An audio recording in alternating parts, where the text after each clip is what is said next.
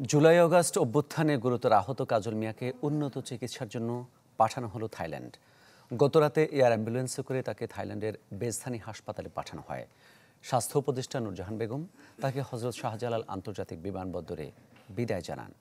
৫ August কাজল মিয়াকে গুলি করার ভয়ঙ্কর সেই ছবি এসেছে চ্যানেল 24 হাতে। শফিকুল ইসলাম সবুজের report. Double million offer Walton fridge কিনে পেতে পারেন 20 লক্ষ টাকা, রয়েছে কোটি কোটি টাকার নিশ্চিত উপহার। ছাত্র জনতার অভ্যুত্থানের বিজয়ের তখন বাকি মাত্র কয়েক ঘন্টা। পুলিশের গুলির মুখে বুক চেতিয়ে রাজধানীর যাত্রাবাড়িতে জাহাঙ্গীরনগর বিশ্ববিদ্যালয়ের ইংরেজি বিভাগের সাবেক শিক্ষার্থী কাজল মিয়া। নিরস্ত্র একজন মানুষকে লক্ষ্য করে গুলি চালাতে এতটুকু বুক কাঁপেনি পুলিশের। গুলি লাগে তার মাথায়, নিয়ে যাওয়া হয় কাছের একটি হাসপাতালে। একদিন পর থেকে প্রায় সংজ্ঞাহীন অবস্থায় কাজল মিয়া চিকিৎসাধীন রাজধানীর ইনস্টিটিউট অফ নিউরোসায়েন্স হাসপাতালে। দীর্ঘ চিকিৎসায় একাধিকবার অস্ত্রোপচার করা হয় তার। শারীরিক অবস্থা ধীরে ধীরে উন্নতি হতে থাকে। বৃহস্পতিবার থেকে হঠাৎ করে আবার অবনতি হয় শারীরিক অবস্থার। পরবর্তীতে মেডিকেল বোর্ডের সিদ্ধান্তে 2 দিনের মাথায় এয়ার অ্যাম্বুলেন্সের একটি ফ্লাইটে গত রাতে তাকে পাঠানো হয় থাইল্যান্ডে।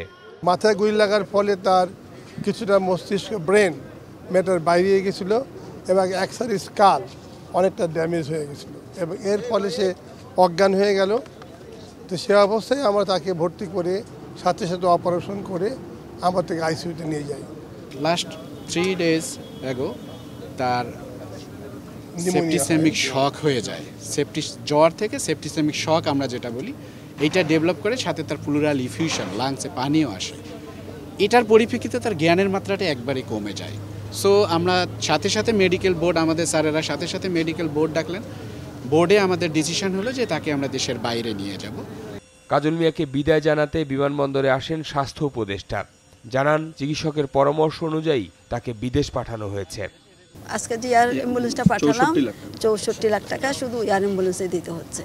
তারপরে আমাদের প্রথমে একটা ইনিশিয়াল ডিপোজিট আমরা 10 লাখ টাকা দিয়েছি, তারপরে ক্রমান্বয়ে তারা যখন যা বলবে সেটি আমরা পাঠাবো। কাজল মিয়া সহ এখন পর্যন্ত 5 জনকে উন্নত চিকিৎসার জন্য পাঠানো হয়েছে দেশের বাইরে। আরও কয়েকজনকে শিগগিরই পাঠানোর প্রস্তুতি নিচ্ছে সরকার। শফিকুল ইসলাম সবুজ, চ্যানেল 24, ঢাকা।